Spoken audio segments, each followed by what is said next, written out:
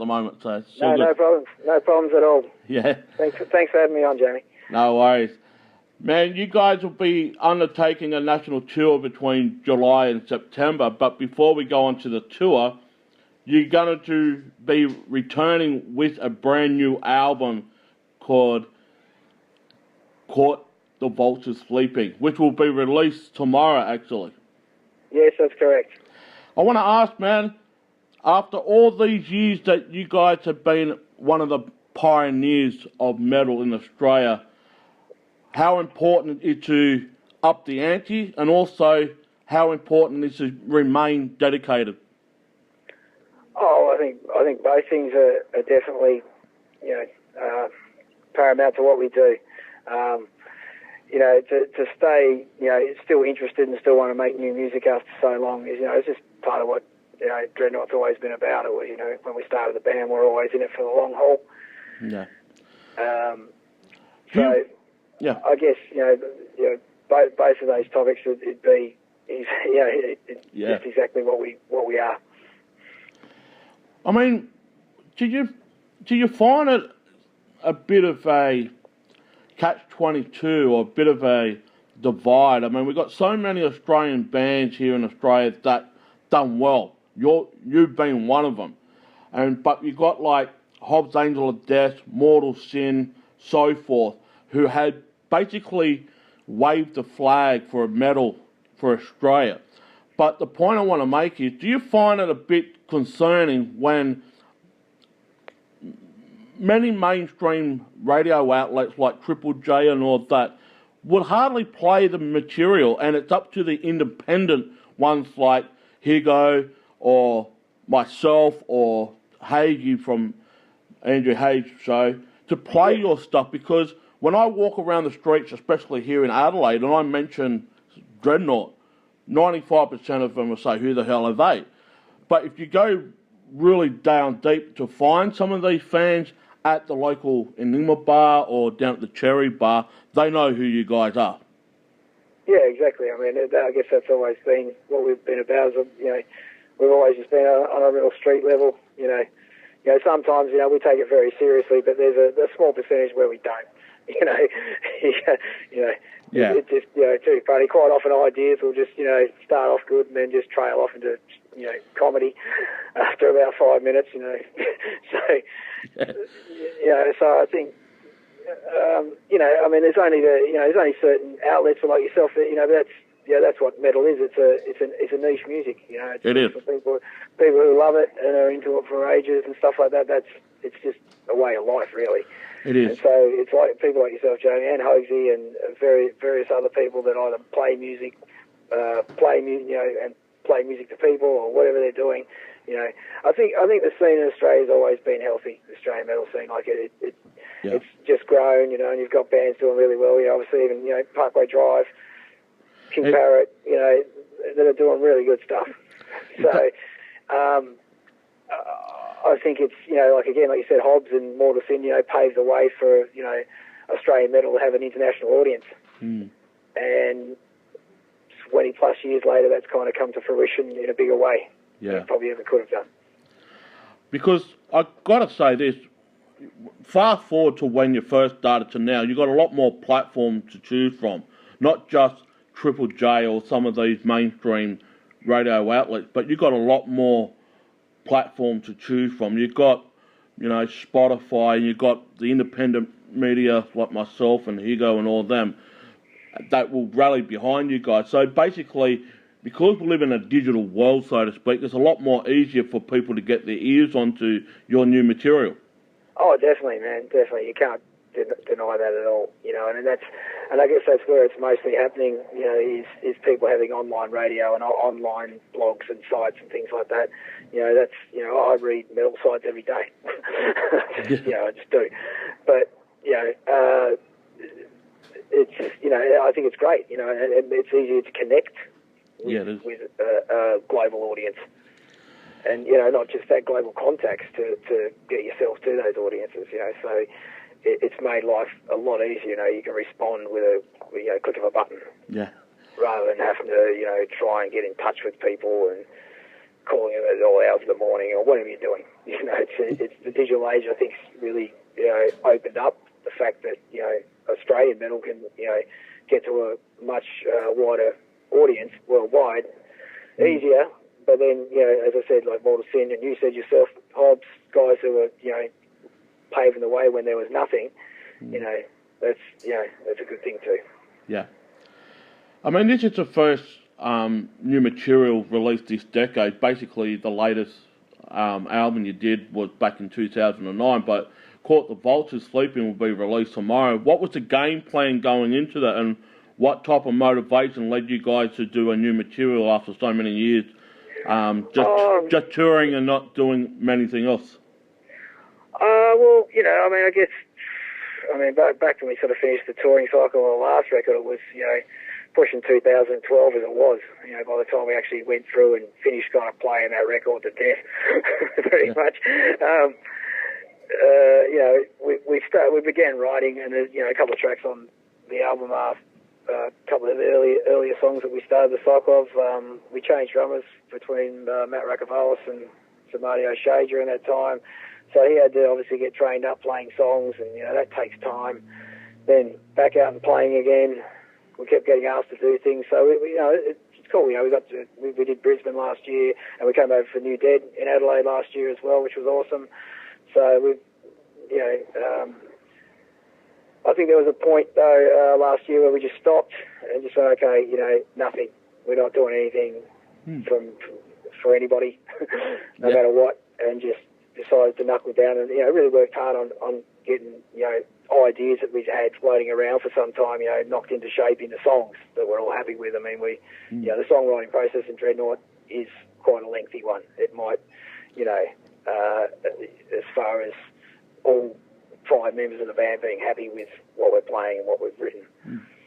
I mean, you guys also did a pre-sale campaign to raise funds to record and produce the new album. Is that the new platform nowadays? Because especially here in Australia, there's not much money going around. People still need a 9-to-5 job to make ends meet. So, yeah, of course. Were you surprised with the support that you guys got to maintain the music that you did, and also to be able to record new material for the wider audience? Oh man, we were absolutely wrapped. Basically, yeah. it was something that we just tried. I mean, the good thing was we had the album actually recorded, so we wanted to see. I mean, especially because we're going to do some vinyl on this record, which we'd never done before, and we wanted to gauge if people really wanted that. I mean, if they didn't, we would have pulled the pin on it. But we thought, well, we need production costs, and we just thought, well, we wouldn't do the whole handout thing, you know, help an old mate out kind of crap. You know, we thought, well, let's see what if people really want to if they want to buy stuff and pre-order and, you know, be a part of it.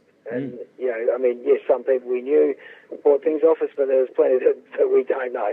And it was great that we, you know, not only met the target, but we actually went over it, which was even better.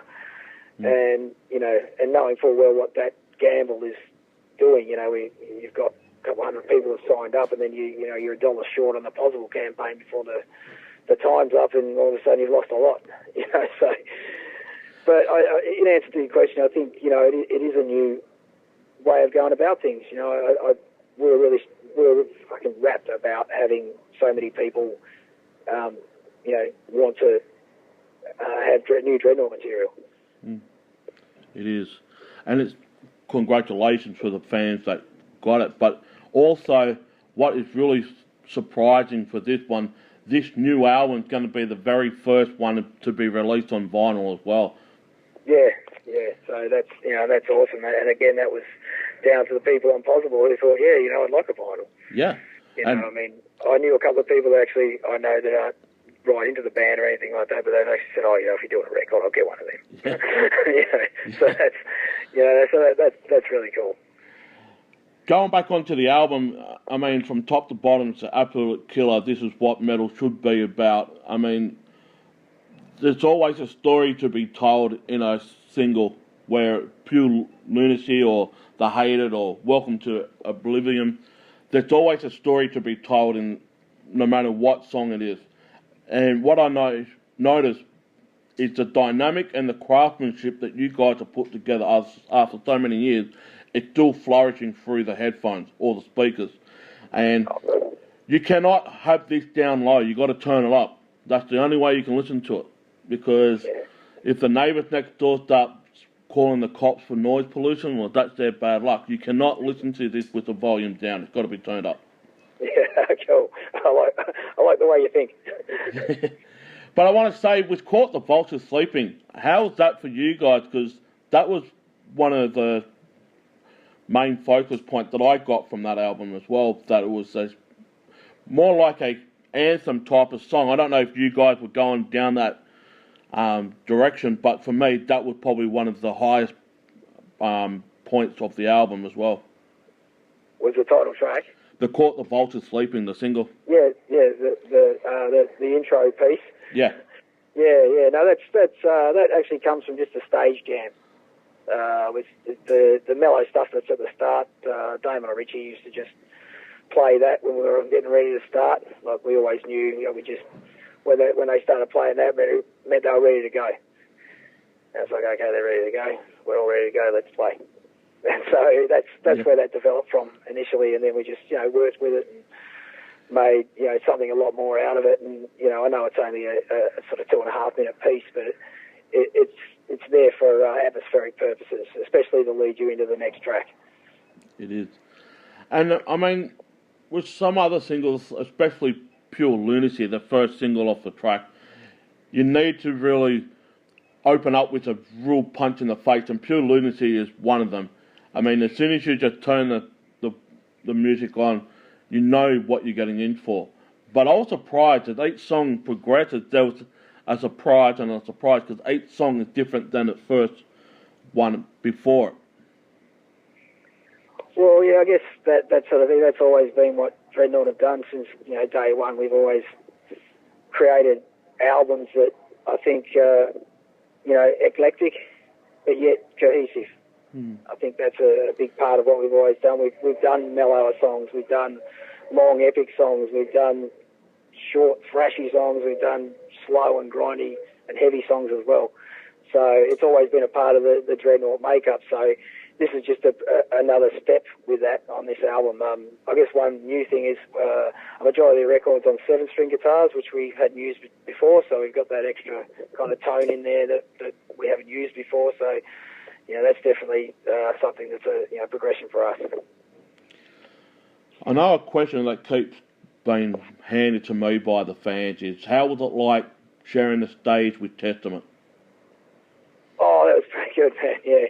Yeah, playing with Testament, that was definitely a highlight. A lot of us guys were into Testament when we were kids, and never in a million years would you think you'd kind of grow up and play with them, kind of thing. So, that was awesome, and we did it. We managed to tour with them 2 or 3 times when they came out, so that was even better. And not only that, you share the stage with Mortal Sin, King Parrot, Desecrator, all my friends in Melbourne. I mean, Melbourne's my second home. I come over there quite regularly, and I'll be speaking to Matt very shortly from King Parrot, because there's another metal gig festival happening here in South Australia very shortly called the New Dead 7. And King Parrot... New Dead 7, yeah. No, we were lucky enough to be on New Dead 6 last year, which was awesome. Yeah, so, exactly. Pretty good. Exactly. And I just like the way the Brotherhood and the Sisterhood, for those bands that have female singers, especially like Heaven the Axe or Temptress up in Sydney. But I just love the community, the metal community. Doesn't matter what background, what colour, race, whatever. We're all classified as one, and we're all bonded together as one. It's more like a celebration of your long-lost brother or sister that you haven't seen for a while when you go to a metal gig. Oh, definitely, man. Definitely. Yeah. It's that's what it's always been about, Everyone's out to have fun. We're all there to do the same thing. Also, I want to ask you a question, whether or not I should, but I've been given the note by the record label. You're also currently in the work in the pending release of a now completed live DVD that was filmed in Melbourne during the 2011. Is there any updates on that?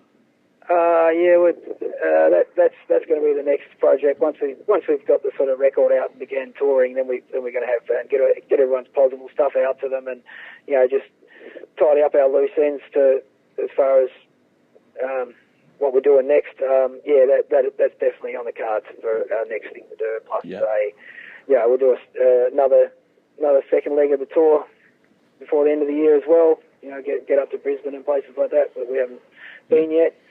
And so it's definitely part of the thing, but I couldn't give you an exact time frame on that. No, that's all right. Maybe. But you're also starting the tour with the album launch tomorrow night at the lounge in Ballarat. I can't pronounce the lounge up there. Carova Lounge, yeah. Yeah, up at Ballarat.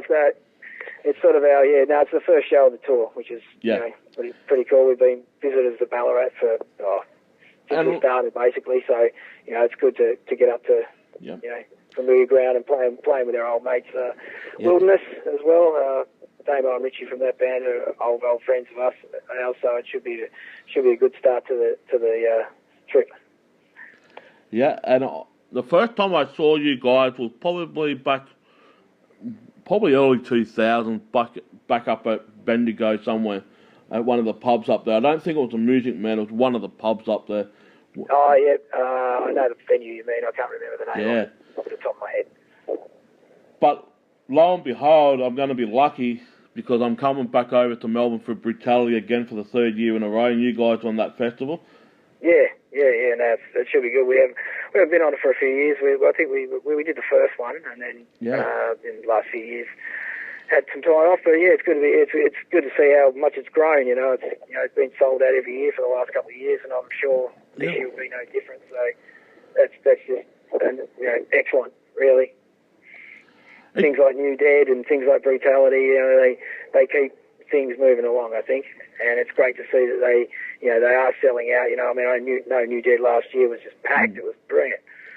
It's also good to see that Sydney got Brutality this year as well, because they're expanding the franchise a bit more, so more people can go and see what type of festival this is. I mean, if we know, we go to Melbourne over across the two pubs throughout the duration of the day. Don't know what it's like up in Sydney this year. Maybe it's in one venue or two, who knows. But it's good to see that the franchise of Brutality is expanding to other states. Oh, yeah, definitely. Moving up into Sydney, exactly. And that can only be a good thing. As long as things keep ticking along, that's great, I mean... Yep. We're not, obviously, Soundwave was the big, heavy music festival that was happening. That's obviously gone now. I mean, it's probably time for us to get back to, grassroots festivals instead of, blowing too much money and stuff on massive festivals that aren't happening. The more street-level stuff like New Dead and Brutality that, is bringing in people. And they're there all day. Well, as I mentioned, the tour starts off tomorrow on the 22nd when the album's going to be officially released. And at each gig from there on in, you can actually get the album at the gig. It goes right the way through to the 3rd of September, which they will be playing at the Ding Dong Lounge in Melbourne. A nice place upstairs in a quite remote area in the city. I've been there before. But you're going to be doing an album launch on the 3rd of September at the Ding Dong with Desecrator, Trish Corroda, Damon Perry, and many others on that, and you guys are going to be killing it all the way through. As a matter of fact, for those Adelaide fans, Dreadnaught will be in Adelaide on the 13th of August, which is the week after the Brutality in Melbourne. I'll be seeing them in Melbourne, hopefully seeing them at the Ningma Bar on the 13th. So 2 weeks in a row, I'll be getting to see you guys. Awesome, man. Awesome. All right, man, is there any last things I'd like to say to your fans, especially over here in Adelaide, who probably miss you guys since playing here last time? Yeah. Oh, well, I'd just like to say hi to everyone in Adelaide. We'll be seeing you all on the 13th in Enigma. Big hi to the boys from Seaborn Kira, and a lot of love to Jace, Greg, and the boys from Truth Corroded, and our buddies from Alkira. No worries. I'll see you very shortly at the Brutality, Greg, and I'll be rocking on with you. We'll come up and say hi. Yep, I will. All right, take care. All right, man. Thanks very much. Okay. See you, mate. Bye. Bye.